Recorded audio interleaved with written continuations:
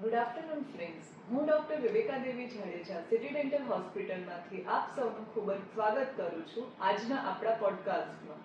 આશા રાખું છું કે આપ સૌ મજામાં હશો અને આપના સ્વાસ્થ્યનું ખૂબ જ સારી રીતે ધ્યાન રાખી રહ્યા હશો.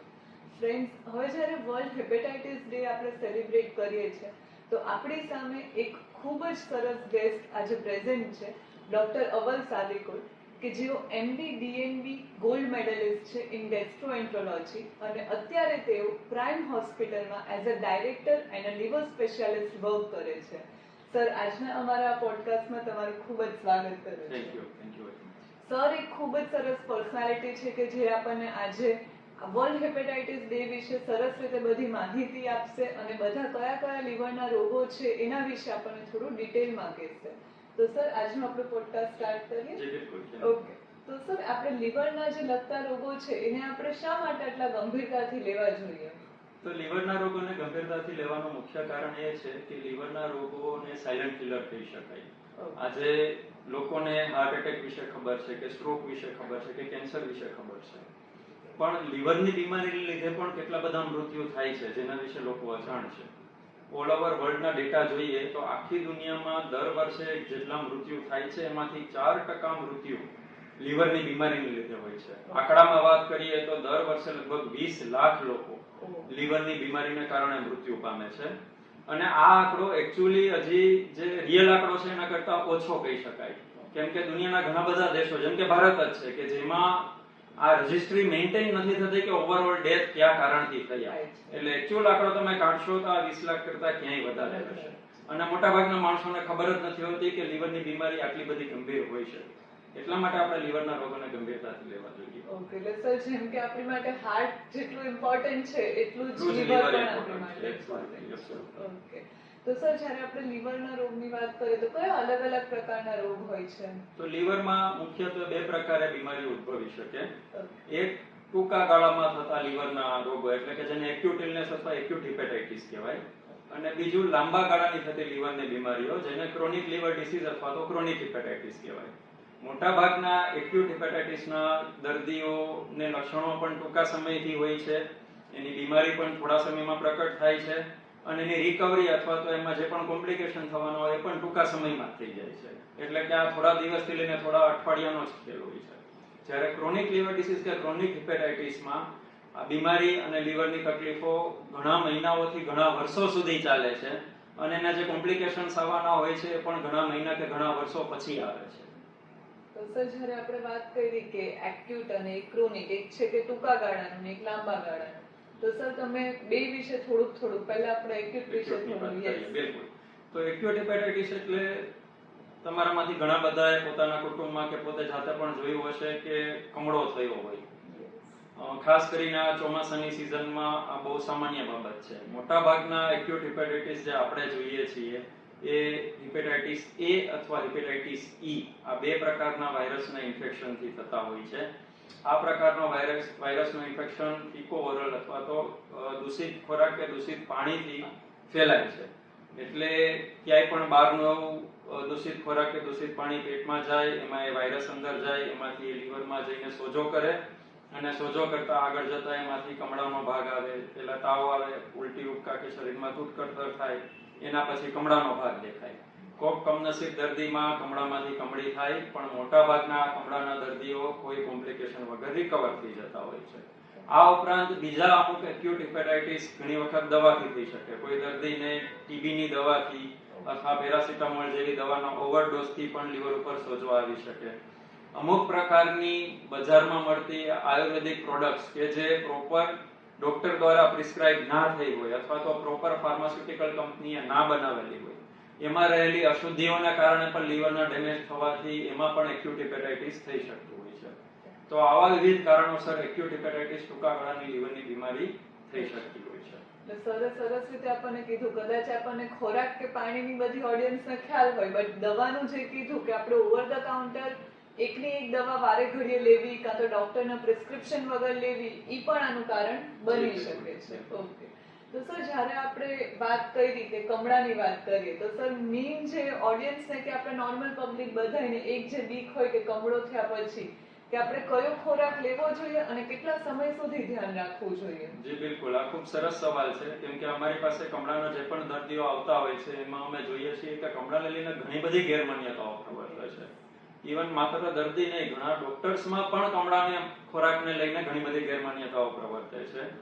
તો કમળામાં મોટાભાગના લોકો એવું માને છે કે કમળો થયો હોય તો દૂધ ના લેવાય, કમળો થયો હોય તો તેલ ઘી ના લેવાય, નોર્મલ ખોરાક ના લેવાય. મોટાભાગના દર્દીઓ માત્ર શેરડીનો રસ, કે જે અગેન બહારથી જ આવે છે અને જે કમળાનું કારણ હોય છે કે એ જ લીધા કરે છે. ઘણા બધા દર્દી માત્ર ગ્લુકોઝનું પાણી પીધા કરે છે અને અમારી પાસે આવે ત્યાં સુધી 15-20 દિવસમાં 5-10 કિલો વજન ઓછું કરીને એકદમ નબળાઈ લઈને આવે છે.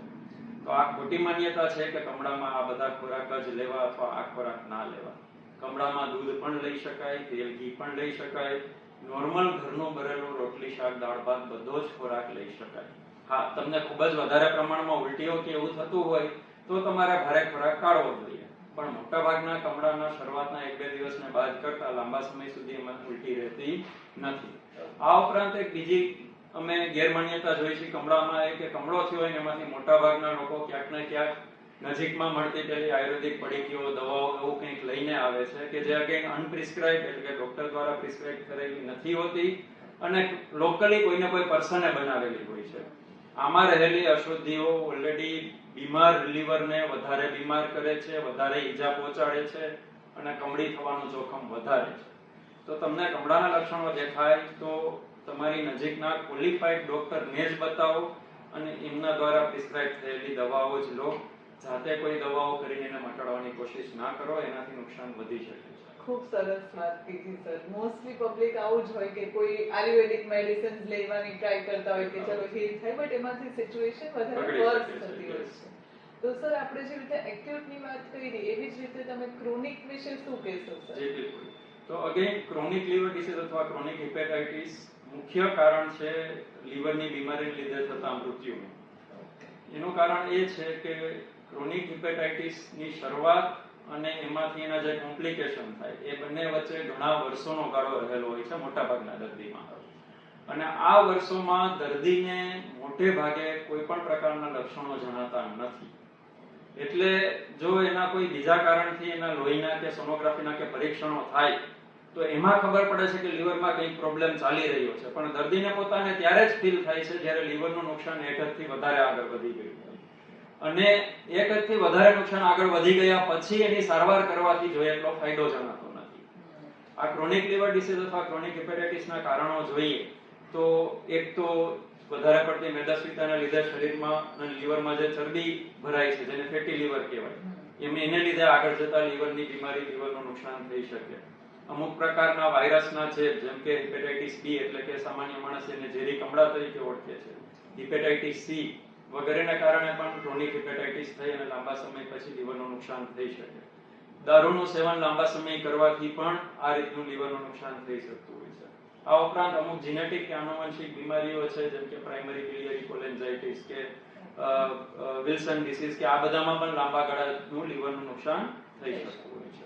તો સર જે રીતે હમણાં તમે દારૂ કે આલ્કોહોલનું ડિસ્ક્રિપ્શન કર્યું, તો સર તમે આટલા પેશન્ટ્સ ચેક કરતા હોય તો મોર રેશિયો શેનો હોય છે કે શેના કારણે ક્રોનિક હિપેટાઇટિસ થતું હોય છે? આપણે ઇન્ડિયામાં કે આપણા રિજનમાં વધારે પ્રિવેલન્સ શેનું છે? બિલકુલ. તો મુખ્યત્વે અમે બે જ કારણો જોતા હોઈએ છીએ ક્રોનિક હિપેટાઇટિસ અને સિરોસિસ થવામાં, જેમાં ઓફકોર્સ એક આલ્કોહોલ આવે છે અને બીજું ફેટી લીવર આવે છે. કમનસીબે ગુજરાત ડ્રાય સ્ટેટ હોવા છતાં અમે આલ્કોહોલને કારણે લીવર ખરાબ થયું હોય એવા પુષ્કળ પ્રમાણમાં કેસ જોઈએ છીએ અને આ મોટાભાગના દર્દીઓ નાની ઉંમરના હોય છે. આમાંથી મોટાભાગના દર્દીઓ 45-50 કરતા ઓછી ઉંમરના હોય છે, એટલે કે એમનું ઓલમોસ્ટ અડધાથી પોણું જીવન બાકી હોય છે અને આમાંથી ડેથ રેશિયો ખૂબ વધારે હોય છે, આમાં મૃત્યુનું પ્રમાણ ખૂબ વધારે હોય છે. એટલે આલ્કોહોલને કારણે લીવર ખરાબ થતા દર્દીઓમાં સમસ્યા એ હોય છે કે એક તો એની ઉંમર નાની હોય છે અને ત્યાં એમને ગુમાવે છે. મોટાભાગના આ દર્દીઓનું કુટુંબ એમની ઉપર જ આધારિત હોય છે, કેમ કે નાની ઉંમર છે, બાળકો નાના છે, એનું ભરણ પોષણ એક માણસ જ કરતો હોય છે અને પોતે આલ્કોહોલને લીધે લીવર બગાડે છે અને એનો ગુમાવવાનો થાય છે. એટલે આલ્કોહોલ એક એવું દૂષણ છે કે જે એક નહીં, એક સાથે 4 થી 5 જિંદગી બગાડે છે. ખૂબ સાચી વાત કીધી સર. હવે એને સર લીવર સિરોસિસ વિશે થોડું ઓડિયન્સને તમે કહેજો. જી બિલકુલ. તો લીવર સિરોસિસ એટલે લાંબા સમયથી જેમાં ક્રોનિક હિપેટાઇટિસ હોય એને લીધે લીવર ધીમે ધીમે ડેમેજ થાય અને જે નોર્મલ એકદમ સોફ્ટ અને નોર્મલ સાઇઝનું લીવર હોય એ સાંકડું સંકોચાય અને કઠણ થઈ જાય. એટલે લીવરનું જે પરિમાણ છે, જે લીવરની સાઇઝ છે એ નાની થઈ જાય અને લીવરનું જે ટેક્સચર છે, જે એની સોફ્ટનેસ છે, પોચાપણું છે, એની બદલે કઠણ થઈ જાય. અને આ લીવર કઠણ થવાને લીધે દર્દીને ઘણા બધા પ્રોબ્લેમ્સ થાય, ઘણા બધા સિમ્પટમ્સ આવે. મેં કીધું એમ આ સિરોસિસ થવાના બે મુખ્ય કારણોમાં એક આલ્કોહોલિક લીવર ડિસીઝ છે અને બીજું ફેટી લીવર છે. આ બે મુખ્ય કારણો હોય છે. ફેટી લીવરમાં સર એઝ અ પેશન્ટ એ લોકોને ક્યારે ખ્યાલ આવે છે કે આવું એમને ડિઝીઝ છે કે થ્રુ રિપોર્ટ્સ જ ખ્યાલ આવે છે? યસ, તો મોટાભાગના દર્દીઓ જે ફેટી લીવરના અમારી પાસે આવે છે એ કોઈ બીજા કારણથી સોનોગ્રાફી કરાવવા જાય છે અને સોનોગ્રાફીમાં આ ફેટી લીવર એટલે કે ચાન્સ ફાઇન્ડિંગ જ કહેવાય કે માની લ્યો કે એને રિનલ સ્ટોન પથરીનો દુખાવો થયો, સોનોગ્રાફી કરાવી અને ફેટી લીવર આવ્યું. તકલીફ એ છે કે મોટાભાગના દર્દી અને હજી ઘણા બધા મેડિકલ પ્રેક્ટિશનર ફેટી લીવરની ગંભીરતા વિશે જાગૃત નથી. એટલે મોટાભાગના લોકો એને ઇગ્નોર કરે છે કે ફેટી લીવર તો હોય, એમાં કશું કરવાનું ના હોય. અને પ્રોબ્લેમ એ છે કે એને લીધે દર્દીને પોતાને કઈ પ્રોબ્લેમ નથી થતા હોતા, નથી એને દુખાવો થતો કે નથી બીજે કોઈ સિમ્પટમ્સ આવતા. એટલે દર્દી પણ ઇગ્નોર કરે છે અને ઘણી વખત મેડિકલ પ્રેક્ટિશનર્સ પણ ઇગ્નોર કરે છે. પણ ફેટી લીવર આજની તારીખે જોઈએ તો વર્લ્ડ હેલ્થ ઓર્ગેનાઇઝેશન WHO ના આંકડા પ્રમાણે આખી દુનિયામાં લીવર સિરોસિસ થવાનું પ્રથમ કારણ હવે ફેટી લીવર છે. દારૂ બીજા નંબરે આવી ગયું છે. તો તમે વિચારો કે આપણને બધાને ખબર છે કે દારૂ પીવાથી લીવર ખરાબ થાય, પણ આપણામાંથી બહુ ઓછાને ખબર છે કે એના કરતા પણ વધારે સંભાવના છે કે ફેટી લીવરથી ખરાબ થાય. આજે હું આલ્કોહોલનું સેવન નથી કરતો તો મારું લીવર સેફ છે એ માન્યતા ખોટી છે. જો મને ફેટી લીવર છે તો મને એટલા ચાન્સ છે લીવર સિરોસિસ થવાના જેટલા કોઈ આલ્કોહોલિકને હોય. એટલે જો આપની સોનોગ્રાફીમાં ફેટી લીવર હોય તો એને જરા પણ ઇગ્નોર ના કરશો. એના માટે આજે જ એના સ્પેશિયાલિસ્ટની સલાહ લઈ અને એને રિવર્સ કરવા માટે શું કરવું એની કાળજી લો. એનું કારણ એ છે કે એક વખત સિરોસિસ થઈ જાય છે પછી એ સંપૂર્ણપણે રિવર્સ મોટાભાગના કેસમાં થઈ શકતું નથી, પણ ફેટી લીવર માંથી સિરોસિસ થતું અટકાવી શકાય છે. અને સર જ્યારે આપણે લીવર ટ્રાન્સપ્લાન્ટની વાત કરીએ તો એક ઓડિયન્સમાં કે બધાયમાં એક બીક હોતી હોય છે કે લીવર ટ્રાન્સપ્લાન્ટના સેફ મતલબ ચાન્સીસ કેટલા છે કે સક્સેસ થશે? જી બિલકુલ. તો લીવર ટ્રાન્સપ્લાન્ટની વાત કરતા પહેલા તો લીવર ટ્રાન્સપ્લાન્ટની જરૂર કોને પડે એની વાત કરીએ. તો આપણે જેમ વાત કરી કે લાંબા ગાળાની લીવરની બીમારી સિરોસિસમાં પરિણમે છે. આ સિરોસિસના દર્દીને શરૂઆતના સ્ટેજમાં, એના અમે મેડિકલ લેંગ્વેજમાં 3 સ્ટેજ કાઢીએ છીએ, ચાઇલ્ડ A, ચાઇલ્ડ B અને ચાઇલ્ડ C. એમાંથી જેને શરૂઆતનું સ્ટેજ હોય એને લીવર ટ્રાન્સપ્લાન્ટની જરૂર નથી પડતી. પણ જેમ જેમ આ સિરોસિસ પ્રોગ્રેસ થાય એમ દર્દીના શું લક્ષણો આવે? દર્દીને લોહીની ઉલટી થઈ શકે, કમળો થઈ શકે, પગમાં સોજા આવે, પેટમાં પાણી ભરાય અને વારે વારે એન્સેફેલોપેથી એટલે કે કમળીના એટેક આવે કે જેમાં દર્દી વારે વારે બેહોશ થઈ જાય, એને દાખલ કરવા પડે, ફરી 2-3 દિવસની સારવારથી હોશમાં આવે, મહિના 2 મહિનામાં ફરી આવી જાય. અથવા આ લીવરની બીમારી ખૂબ આગળ વધવાને લીધે એની અસર કિડની ઉપર આવવા માંડે, જેને અમે હિપેટોરિનલ સિન્ડ્રોમ કહીએ કે લીવરને કારણે કિડની ઉપર આવતો સોજો. એટલે જે દર્દીને આવા કોઈ લક્ષણો આવે એ દર્દીને ટ્રાન્સપ્લાન્ટની જરૂરત પડી શકે. કારણ કે આવા દર્દીને મેડિકલ મેનેજમેન્ટથી લાંબો સમય સુધી સ્ટેબલ ના રાખી શકાય. ખાસ કરીને જેને છેલ્લા સ્ટેજનો ચાઇલ્ડ C સિરોસિસ હોય એવા દર્દીમાં મૃત્યુનું પ્રમાણ ખૂબ વધારે હોય છે. ગમે એટલી સારી દવાઓ આપીએ, ગમે એટલી સારી સારવાર આપીએ, એના આ કોમ્પ્લિકેશન્સ રોકી શકાતા નથી. એટલે જે દર્દીને પેટમાં પાણી ભરાય, કમળીની અસર થાય, સિરોસિસને કારણે કિડની ઉપર સોજો આવે, પેટમાં પાણીમાં ચેપ લાગે એટલે કે સ્પોન્ટેનિયસ બેક્ટેરિયલ પેરિટોનાઇટિસ થાય, અથવા વારંવાર લોહીની ઉલટીઓ થયા કરતી હોય, લોહી નીકળ્યા કરતું હોય, આવા દર્દીને ટ્રાન્સપ્લાન્ટની જરૂર પડી શકે. આ ઉપરાંત સિરોસિસ એક પ્રી મેલિગ્નન્ટ કન્ડિશન છે. સિરોસિસ વાળા લીવરમાંથી લીવર કેન્સર થવાનું જોખમ રહે છે. એટલે જે દર્દીને સિરોસિસમાંથી લીવર કેન્સર થાય એવા દર્દીને પણ લીવર ટ્રાન્સપ્લાન્ટની જરૂર પડી શકે છે. હવે રહી વાત લીવર ટ્રાન્સપ્લાન્ટ ભારતમાં થાય છે કે કેમ અને એની સફળતાની શું હાલત છે. તો હજી ઘણા બધા માણસો એવું માને છે કે લીવર ટ્રાન્સપ્લાન્ટ ખૂબ મોટું ઓપરેશન છે, ભારતમાં શક્ય નથી, અથવા તો ભારતમાં થાય છે તો એમાંથી બચાતું નથી, જે ખોટી માન્યતા છે. આજની તારીખે ભારતમાં ઘણા બધા સેન્ટર્સ છે જે સફળતાપૂર્વક છેલ્લા ઘણા વર્ષોથી લીવર ટ્રાન્સપ્લાન્ટ કરી રહ્યા છે. જો દર્દી વ્યવસ્થિત રીતે લીવર ટ્રાન્સપ્લાન્ટ પહેલા સારા સ્પેશિયાલિસ્ટ પાસે મેનેજ થયેલું હોય, ઓવરઓલ સ્ટેબલ કન્ડિશનમાં એ લીવર ટ્રાન્સપ્લાન્ટની પ્રક્રિયામાં જાય તો એમાં સફળતાનો આંકડો 85 થી 90% હોય છે. એટલે કે 100 દર્દીનું ટ્રાન્સપ્લાન્ટ કરીએ તો એમાંથી 85 થી 90 દર્દી સફળતાપૂર્વક બચીને બહાર આવે છે. અને જે દર્દી આમાંથી બહાર આવે છે એ લાંબા ગાળાનું નોર્મલ આયુષ્ય ભોગવે છે. આજે મારી પાસે એવા દર્દી પણ છે કે જેમની લીવર ટ્રાન્સપ્લાન્ટ થયા પછી ફિમેલ પેશન્ટ્સ છે, સ્ત્રી દર્દીઓ છે કે જેમના લીવર ટ્રાન્સપ્લાન્ટ થયા પછી એમને પ્રેગ્નન્સી પણ રહી છે અને બાળકને પણ જન્મ આપ્યો છે.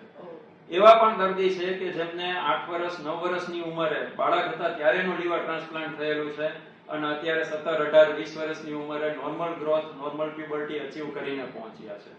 એટલે liver transplant life changing surgery કહી શકાય, લાઈફ ચેન્જિંગ સારવાર કહી શકાય, જે માત્ર તમારું જીવન નથી બચાવતું પરંતુ જીવનની ક્વોલિટી પણ નોર્મલ કરી આપે છે. લીવર ટ્રાન્સપ્લાન્ટ મોંઘી સર્જરી પણ નથી. આજની તારીખમાં જોઈએ તો ઓન એન એવરેજ લીવર ટ્રાન્સપ્લાન્ટનો ખર્ચો 15 થી 18 લાખની આસપાસ આવતો હોય છે અને એમાં પણ ઘણી બધી ગવર્મેન્ટ સહાય, ઘણા બધા ટ્રસ્ટની સહાય અવેલેબલ હોય છે. એટલે માત્ર નામ સાંભળીને એનાથી ભાગી જવાની જરૂર નથી. જો તમને જરૂર હોય તો આજે જ એમાં નિષ્ણાતનું માર્ગદર્શન લઈ આગળ વધો, એમાં સફળતા થશે અને જીવન બદલી જશે.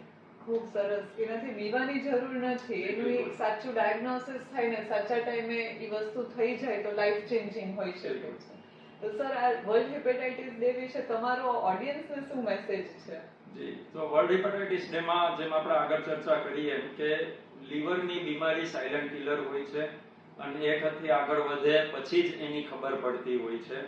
તો બેટર એ છે કે એક તો જો તમને મેદસ્વીતા, ઓબેસિટી હોય, તમને ડાયાબિટીસ હોય, કોલેસ્ટ્રોલ હોય, બ્લડ પ્રેશર હોય, કુટુંબમાં બીજા કોઈને લીવરની બીમારી, સિરોસિસ વગેરે થયેલું હોય તો આજે જ તમારે કોઈ લક્ષણની રાહ જોયા વગર તમારા પરીક્ષણ કરાવવા જોઈએ.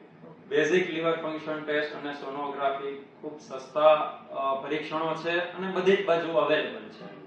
હા, જો આમાં તમને ફેટી લીવર આવે કે લીવરની કોઈ પ્રકારની બીમારી છે એવું જણાય તો એના માટે આગળ એડવાન્સ ટેસ્ટ થતા હોય છે. જેમ કે અમારે ત્યાં લીવર ઇલાસ્ટોગ્રાફી નામનો એક ટેસ્ટ છે કે જે એક સોનોગ્રાફી જેવો જ ટેસ્ટ છે પણ એનાથી આપણને એ ખબર પડે કે લીવર કેટલું પોચું અથવા તો કેટલું કઠણ છે.